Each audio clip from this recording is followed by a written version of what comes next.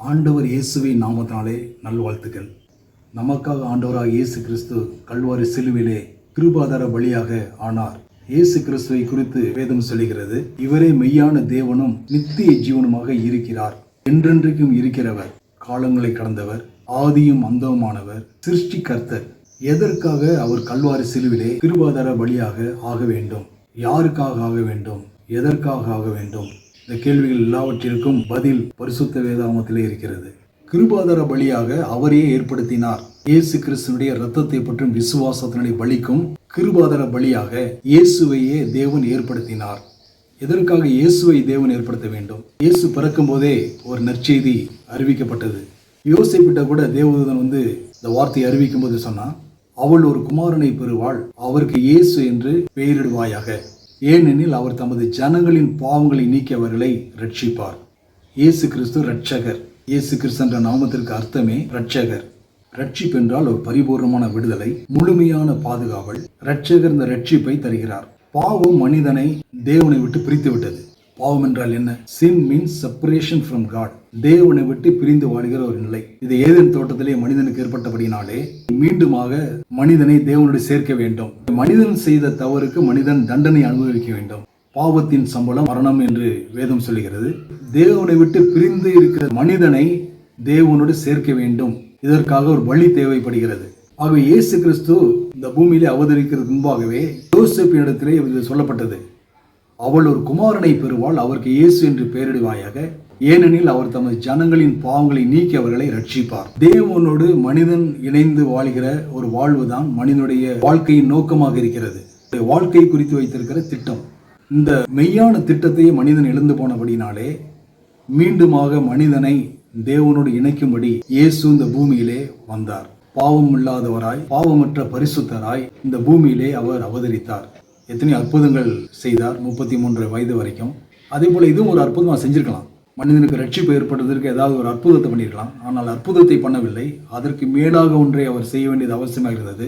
தன்னையவே கல்வாரி சிலுவிலே கிருபாதார பலியாக அவர் ஒப்பு கொடுத்து தன்னுடைய பரிசுத்த இரத்தத்தை, கடைசி சொட்டு இரத்தத்தையும் இந்த பூமியிலே சிந்தி மனிதனுக்காக அவர் பாடு அனுபவித்து மரிக்க வேண்டும். இது இயேசுவை குறித்து வைத்திருக்கிற தேவனுடைய திட்டம். மரிப்பது மாத்திரமல்ல, அவர் அடக்கம் பண்ணப்பட வேண்டும், 3ஆம் நாள் உயிரோடு எழுந்திருக்க வேண்டும். இது அனைத்துமே பிதா, குமாரன், பரிசுத்த ஆவியானவர் இணைந்து மனிதனுக்காக செய்த அற்புதமான ஒரு காரியம். ஆகவே எல்லாரும் பாவம் செய்து தேவ மகிமை அற்று போன அந்த நிலையிலே ஒரு மனிதன் பாவம் செய்தான், ஆதாம். அதன் விளைவாக முழு மனு வர்க்கமும் தேவனை விட்டு பிரிந்து போகக்கூடிய ஒரு நிலையிலே அது இருந்தது.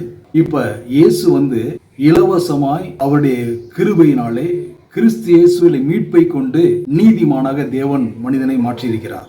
நீதி என்று சொன்னால் தேவனுக்கு முன்பாக நிற்கக்கூடிய ஒரு ஆற்றல், ஒரு திராணி, பயம் இல்லாமல், தாழ்வு மனப்பான்மை இல்லாமல், குற்ற உணர்வு இல்லாமல், குற்ற மனசாட்சி இல்லாமல் தேவனுக்கு முன்பாக போய் தைரியமாய் நிற்கக்கூடிய ஒரு ஆற்றல். இதை இயேசு கிறிஸ்துவின் இரத்தம் இலவசமாய் மனிதனுக்கு தந்திருக்கிறது. ஒரு மனிதன் தேவனை விசுவாசிக்கும் போது, கிருபாதார பலியான இயேசுவை விசுவாசிக்கும் போது, அவருடைய இரத்தத்தை விசுவாசிக்கும் போது, அவர் பலியாக தன்னையே ஒப்பு கொடுத்ததின் நோக்கம் அங்கே நிறைவேறுகிறது. அந்த மனிதன் தேவனோடு இணைக்கப்படுகிறான்.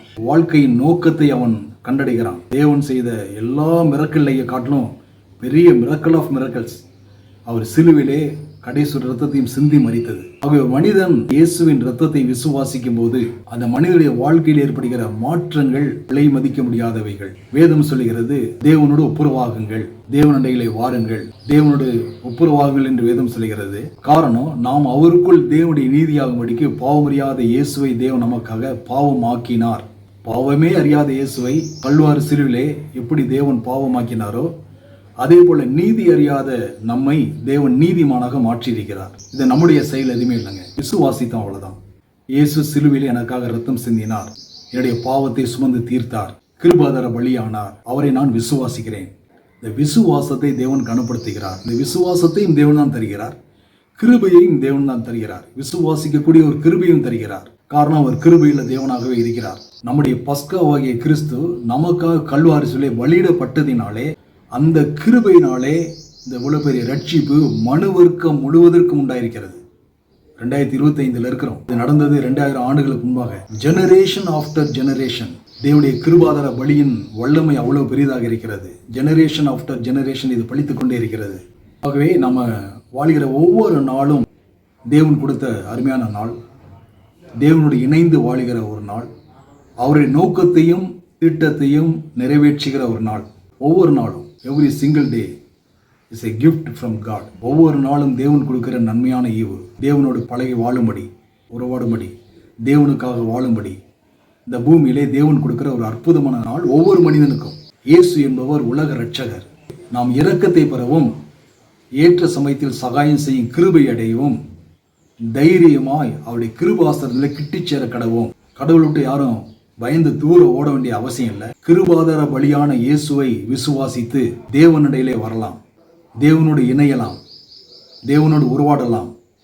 அவருடைய கடந்த கால பாவங்கள் எப்படிப்பட்டதாக இருந்தாலும் அவருடைய இரத்தம் கழுவி சுத்திகரிக்கிறது, நீதிமானாய் மாற்றுகிறது, தம்மண்டையில் ஏற்றுக்கொள்கிறது. ஆதலால் நாம் இரக்கத்தை பெறவும், ஏற்ற சமயத்தில் சகாயம் செய்யும் கிருபை அடையவும், தைரியமாய் அவருடைய கிருபாசனிலே கிட்டிச்சேர கடவும். கர்த்தர் தாமே உங்களை ஆசீர்வதிப்பாராக. ஜெபம். பரலோக பிதாவே, உம்மை ஸ்தோத்திரிக்கிறோம். நல்ல தகப்பனே, உம்மை துதிக்கிறோம். ஆண்டவரே, விலையேறப்பட்டமுடைய கல்வாரி சிலுவைக்காய் ஸ்தோத்திரிக்கிறோம். எங்களுக்காக கர்த்தாவே கிருபாதார பலியான நம்முடைய அன்புக்காய் துதிக்கிறோம். இதை பார்க்கிற கேட்கிற ஒவ்வொரு பிள்ளைகளுக்கும் ஆண்டவரே ஆசீர்வாதம் உண்டாகட்டும். ஆண்டவரே, ஆசீர்வதிக்கிற தேவன் ஆண்டவரே, இயேசுவை நீர் மரித்திருந்து எழுப்பினதினாலே ஆண்டவரே ஜனங்களை ஆசீர்வதிக்கும்படி ஆண்டவரே எவ்வளவு பெரிய திட்டத்தை நீர் வைத்திருக்கிற அன்புக்காய் துதிக்கிறோம். பிள்ளைகள் யாவரையும் ஆசீர்வதிப்பீராக.